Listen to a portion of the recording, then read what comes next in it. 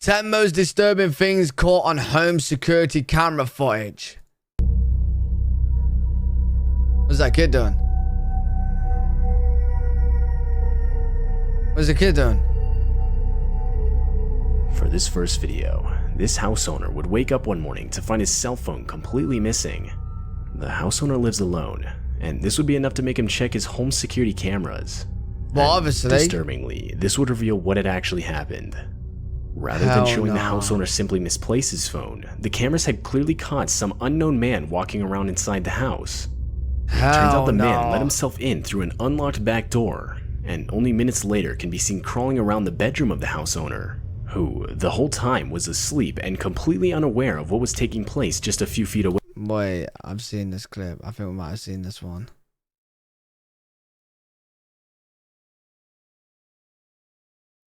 Have we seen this one?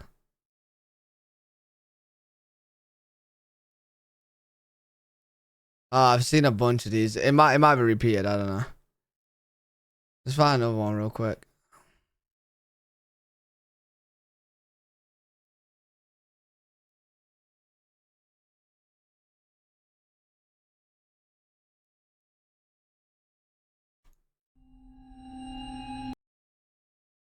This is good.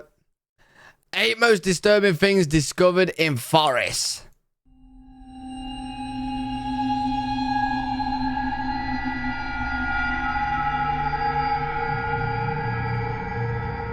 The forest James freaked me out Schofield anyway. was a U.S. Forest Service officer in Utah. In April of 2012, he was conducting a routine patrol of a popular scenic hiking trail deep in the forest. He was about halfway through his walk when he noticed a tripwire strung between 2 trees at the entrance of a small deadwood shelter along the trail. He followed the wire and was led to a ball made of rocks and sharpened sticks hanging in the air, which was set to fall when the tripwire was hit. After further inspection, another trap was found at a second entrance to the small shelter. This one was a bed of sharpened sticks placed facing upward in the ground. Again, a tripwire was set in front of it, which this time was pulled tight and would have forced a person to fall directly into the sticks. That's crazy. Police were called and informed of the dangerous and potentially deadly traps. Soon they would begin conducting interviews of hikers in the area within the last few days, and surprisingly, this would lead them to 2 teenagers. They would confess to— Yo, why would you do that? like, you literally just setting up booby traps for anyone to fall into. Setting them up. However, they argued the traps were set for animals. Police would not buy this. The nature of the traps was clearly made for a person. Plus, they were set way too close to a popular hiking trail that receives a lot of traffic. More That's specifically, mad. at the entrances to a small shelter, which easily would have attracted a curious child or unsuspecting tourist. That's crazy, bro. Like, why? Like, I don't understand why you think, yo, you know what? Today's a good day. Let me just set up booby traps.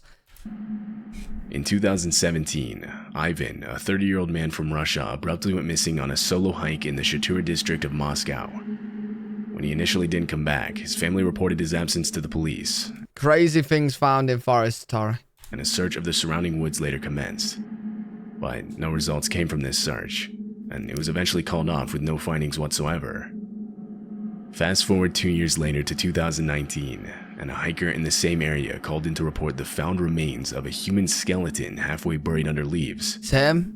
This human skeleton was later confirmed to be of Ivan. What makes the finding so disturbing, though, is what was found with the skeleton. Tied to the remains and nearby trees were multiple sets of handcuffs, locks, and chains. Ivan's tent was found close to the scene, leading police to believe he was attempting an isolated Houdini-type escape, chaining himself up and trying to free himself without any help. What? Wait, what? By himself? That this ultimately went horribly wrong. One of his friends even later stated that this type of stunt was something he could see Ivan doing, as he would often practice survival skills in extreme conditions. Yeah. Not by himself, bro. Why would you do that by yourself? To risk it?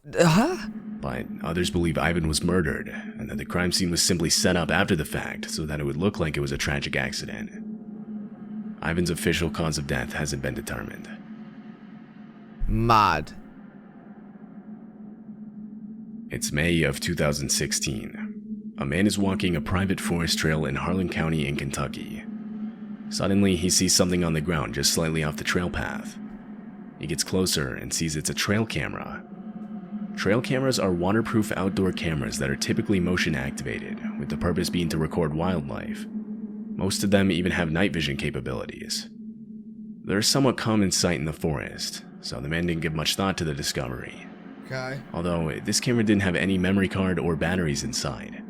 It looked like it was abandoned, and so the man decided to take it with him. Later, the man recalls giving the camera to a friend. So you robbed it. When his friend put batteries in the camera, an explosion immediately went off inside of it.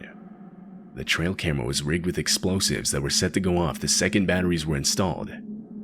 The explosion was large enough to blow off some of the man's fingers and cause injury to his stomach. Holy... Yo. Someone rigged it to be a bomb? Launched an investigation and found another camera on the trail rigged to explode. Eventually, the cameras were traced back to a man named Mark Sawaf, who was immediately identified as a suspect. What? Police were granted a search warrant to his home, and there they found all the equipment used to create the explosives, along with a note that read, "Broken camera for a broken soul." Mark was taken into custody. Meanwhile, more reports of exploding cameras around the area were coming in. How many? In response, police would take Mark back out into the forest and have him detail the locations of the remaining live explosive devices. But while in the forest with police, Mark would lunge at one of the officer's pistols in a last-ditch effort to get away. The physical altercation would result in Mark being fatally shot. Mark never revealed where his remaining trail cameras were before his death, although police believe there are numerous others within a 5-mile radius of those Kentucky woods, all of which just waiting to be discovered by some unfortunate person. Guys, if you see any of those trail cameras, do not put batteries in. Do not put batteries in. In July of 1968, a group of women were at a picnic table near their lake house at Lake Michigan. They were playing cards together and having a good time when they were interrupted by an overbearing stench. It got so bad that the women began struggling to breathe, forcing them to cut their game short. They assumed a dead animal must have been nearby, and not knowing what else to do, they alerted their cabin's caretaker, Chauncey Bliss. Chauncey headed out to those woods, but instead of finding a dead animal, he followed the stench to another cabin he oversaw around half a mile away. He forced himself through the horrible odor closer towards the front door, but he quickly realized something was wrong. He noticed holes in the glass of the windows. He glanced inside one of them and saw a woman's remains lying on the floor. Behind her, he caught a glimpse of several others in the same manner. Oh shit. Horrified, Chauncey ran away and called the police. Police arrived at the scene, and a total of 6 bodies were discovered. Wow. It was every member of the Robeson family. No one had seen them in weeks, but the family had told others they were planning on a trip out of town, therefore no one questioned it. What? Police concluded that they had been killed at least a month earlier. Investigations into who could have done this didn't turn up much. There wasn't much evidence at the scene, and the family didn't have any known enemies.